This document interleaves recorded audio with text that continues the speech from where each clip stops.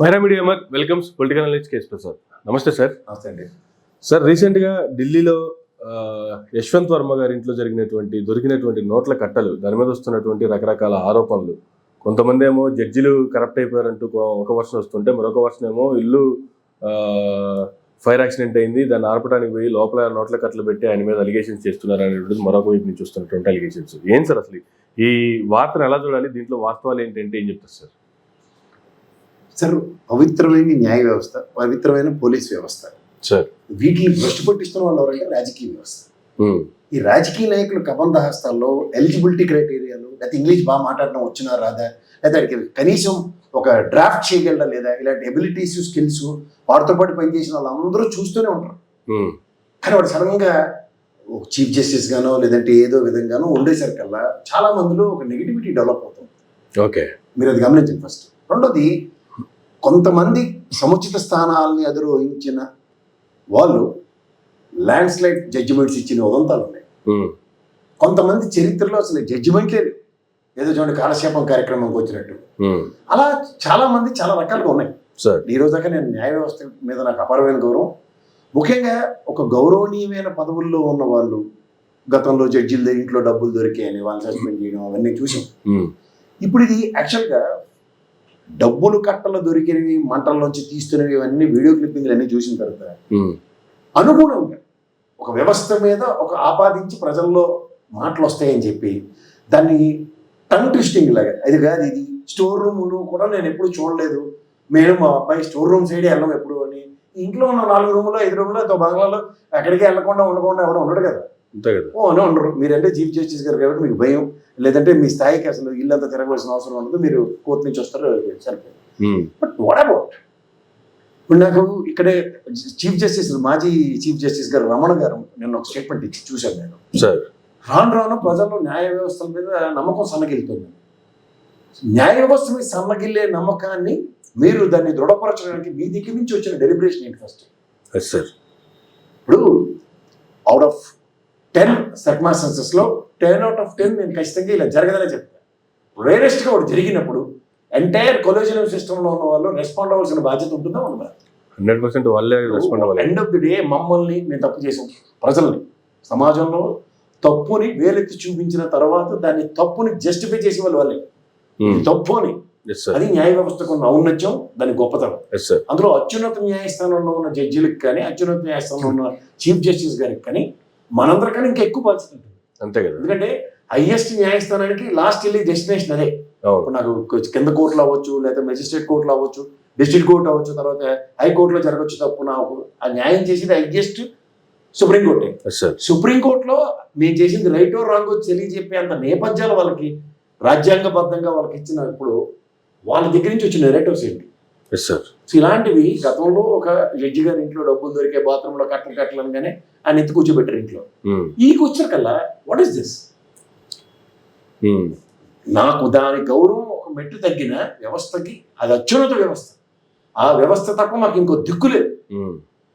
ఏ deviation జరిగిన దేశంలో అక్కడికి వెళ్ళి మేము మొరపెట్టుకోవడమే తప్ప మాకు ఇంకొక మార్గమే లేదు దేశంలో, ఆ మానవుడు రాసిన రాజ్యాంగం ప్రకారం. కానీ ఇక్కడ నాకు ఇలాగా వ్యవస్థ మీద ప్రజలకి నమ్మకాలు పోతున్నాయని మాకు రిటైర్ అయిపోయిన చీఫ్ చేసి సిఎస్లో ఉంటారు చూడండి, అలాగే ఈ స్థాయికి వెళ్ళిన వ్యక్తి కూడా అలాంటి స్టేట్మెంట్ ఇస్తే మాత్రం నేను ఐ కుడ్ డైజెస్ట్. ఎందుకంటే ఫుడ్ డౌన్ చేస్తూ ఎస్ ఇది జరగని పని, లేదంటే ఈ డబ్బులు దీనికి సంబంధించిన విషయంలో అలా సొంత డబ్బులు ఏమైనా ఉండొచ్చు కదా, లోన్ పెట్టచ్చు కదా అని దీని మీద పూర్తి విచారణ నేను కూడా అడుగుతున్నాను. అలాంటివి ఏమైనా స్టేట్మెంట్స్ ఇస్తే ఎస్ మాకు ఇంకా దాని మీద దృఢమైన ఇది ఉంటుంది. కానీ రమణ గారి స్థాయికి ఆయన మాట్లాడిన మాటకి నాకైతే ఖచ్చితంగా నేను ఈ చీఫ్ సెక్రటరీ లెటర్ అయిపోయిన తర్వాత మాట్లాడి ప్రవచనాల్లాగే ఉన్నాడు. ఎవరో డబ్బులు పోనీ ఆయన కాదు, ఎవరైనా కట్టలు డబ్బులుగా చేస్తాను ఎవడన్నా ఎప్పుడు కాలుస్తారు? మీకు ఎత్తిచ్చినప్పుడు అంతే కదా. లేదా ఒక ఫైర్ యాక్సిడెంట్ జరిగింది, ఫైర్ యాక్సిడెంట్ జరిగినప్పుడు ఫైర్ యాక్సిడెంట్ రిపోర్ట్లో ఇప్పుడు ఏమి కాదని తేలుస్తున్నప్పుడు మొదట వచ్చిన దానికి ఖండనలు ఎందుకు లేవు? అంటే ఎవడు దాన్ని సర్దుకుంటున్నాడా, ఎవడు జాగ్రత్తలు అలా ఉంటున్నారా? ఎక్కడైనా సరే అత్యున్నత న్యాయ వ్యవస్థల మీద మచ్చపడుతున్నప్పుడు మనం ఏం చేయాలి? ఒక సామాన్య మానవుడుగా నేను అర్థిస్తున్నాను. ఇక్కడ మీరు సిస్టంలో 5 10 జడ్జిలు ఉంటారు. ఉదాహరణకు చెప్తాను, అత్యున్నత న్యాయస్థానంలో ఉన్న వాళ్ళ మీద ఒక త్రిసభ్యాసనాలు 5 బెంచ్ 7 బెంచ్ కాన్స్టిట్యూషన్స్ ఇవన్నీ చూస్తున్నాం కదా. ఉమ్, మీరు ఇచ్చే వేడిక్లో ఇలాంటిది ఒక్కటి మచ్చుతునగ్గా ఉన్నా సరే గత తీర్పులన్నింటినీ లేకపోతే ఇప్పుడున్న తీర్పులని ఎన్నింటిని ప్రక్షాళించవలసి వస్తుంది. ఎస్ సార్, అంతే కదా. అంతేగా. All days are not Sunday కదా. So every day is not Sunday అన్నప్పుడు సేమ్ సినారియోలో మీరు మీ స్థాయి మీ యొక్క దీంట్లో ఇన్స్టెంట్ రియాక్టివ్ మోడ్లో వేరే జడ్జికి కోర్టుకు బదిలించడం ఇవన్నీ మాట్లాడితే అక్కడ ఇదే సముచిత న్యాయం దొరుకుతుందా, ఇది ప్రశ్న. Yes sir. ఇప్పుడు మీరు అతన్ని ఇప్పుడు ఉదాహరణకి మొన్న జీవీ రెడ్డి విషయంలో అతన్ని జిఐడికి అటాచ్ చేశారు, ఎవరు సంబంధిత ఐఏఎస్ ఆఫీసర్ని. ఇతని మీద చర్య తీసుకున్నారు, రాజీనామా దగ్గర లీడ్ చేశారు. సో ఇక్కడ బ్యాలెన్స్ ఆఫ్ యాక్టా లేదంటే తప్పును ఒప్పుకున్నట్ట అట్లా ఇతను వేరే కోర్టుకి ఆన్సర్ చేస్తూ తప్పు జరిగినట్టు ఇండైరెక్ట్ గా ఒప్పుకుంటూనే రియాక్టివ్ మోడ్ లో చేసిన పనికి ఎవరికి సమాధానం చెప్పాలి? అంతే కదా. అంటే వీళ్ళేమో పక్క కోర్టుకు ట్రాన్స్ఫర్ చేసి వీళ్ళ చేతులు దులుపుకుంటున్నారు, వాళ్ళేమో ఇక్కడ కాదనుకుని అక్కడే పంపిస్తే మళ్ళీ మాకెందుకని చెప్పి వాళ్ళు అడ్డుకుంటున్నారు. So end of the day what is this? So collegial సిస్టంలో దీన్ని కూడా ఒక ఏ ప్రాతిపదిక మీద అన్న దగ్గర ఆ సిస్టమ్కి గౌరవ పార్లమెంటేరియన్స్ కూడా డిసైడ్ చేసి అంత నేపథ్యాలు గురించి బుర్రలు కొట్టుకుంటున్న టైంలో ఇట్లాంటివి ఖండించి పక్కకి వెళ్ళిపోవడం, అలా కోట శ్రీనివాసరావు లాగా ఖండిస్తున్నామని పోవడమేనా? అయితే మాకు ప్రజల తరఫున ఒక సుప్రీంకోర్టు చీఫ్ జస్టిస్ గారు నాకు తెలిసి ఒక చిన్న ధర్మాసనం లాంటిది ఏదో వేసి ఒక సింగిల్ జడ్జి గారితోనో లేదంటే ఒక జ్యుడిషియల్ సిస్టమ్ మీద వచ్చిన రిటైర్డ్ జడ్జిలు చాలా మంది ఉన్నారు కదా సార్ సుప్రీంకోర్టు. రిటైర్డ్ జడ్జి అంతా అది చచ్చిన నమ్మకూడదండి. అది 90% జస్టిస్ జరగదు రిటైర్డ్ సిట్టింగ్ జడ్జితో జరిగితేనే దాని యొక్క ఉన్న చోటు డిస్కషన్స్. ఓకే, వీళ్ళు పాత కేసులు ఏమో రిఫర్ చేసుకుని దాంట్లోంచి ఇది దీంట్లోంచి ఇది ముడిపెట్టేదో ఒక అవుట్కమ్ చెప్తారు, కానీ sitting judge is always have some credentials. ఆయనకున్న డిస్క్రిప్షన్స్ తో ఖచ్చితంగా ఆయన సత్వరం న్యాయం అయితే చేయగలరు. ఇలాంటి విషయంలో మాత్రం రమణ గారు లాంటి వాళ్ళు తూతు మంత్రంగా ఒక స్టేట్మెంట్ ఇవ్వడం మాత్రం ఖచ్చితంగా నేనైతే దాన్ని యాక్సెప్ట్ చేయట్లేదు.